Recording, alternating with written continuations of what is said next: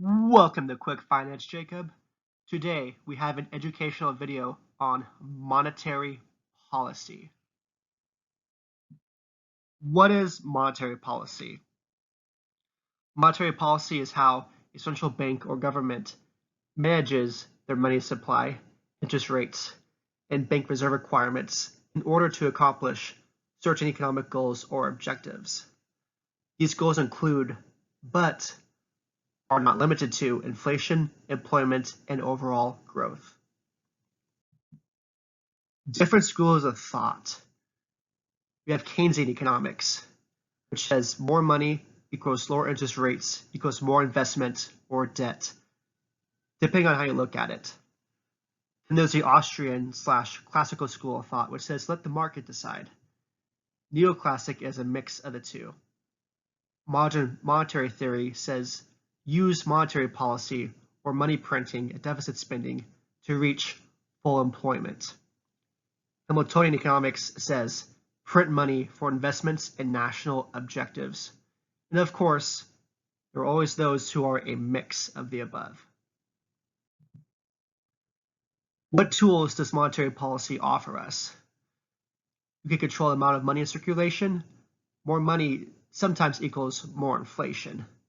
This can be done via bond purchases or deposits. Interest rates.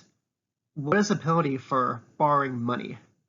This often applies to private banks and governments who borrow from the central bank.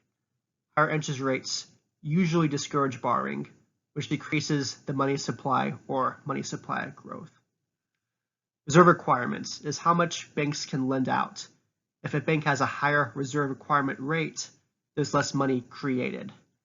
And there's always the ability for a central bank or government to intervene in foreign exchange markets and currency markets to control the value of the currency versus other currencies.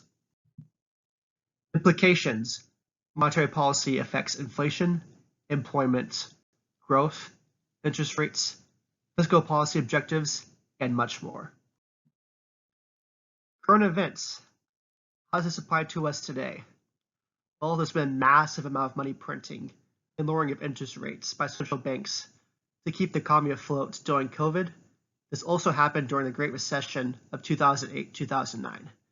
Many worry about inflation and the decline of the US dollar. However, many are also afraid that we're not printing enough money to keep the economy afloat. Who is right? Well, we'll find out in the future. Here are the crits. They'll also be in the description below. Thank you for watching. As a disclaimer, I am not a financial advisor, so you should always consult one and do your own research before making any investment decisions. Thank you for watching. See you next time.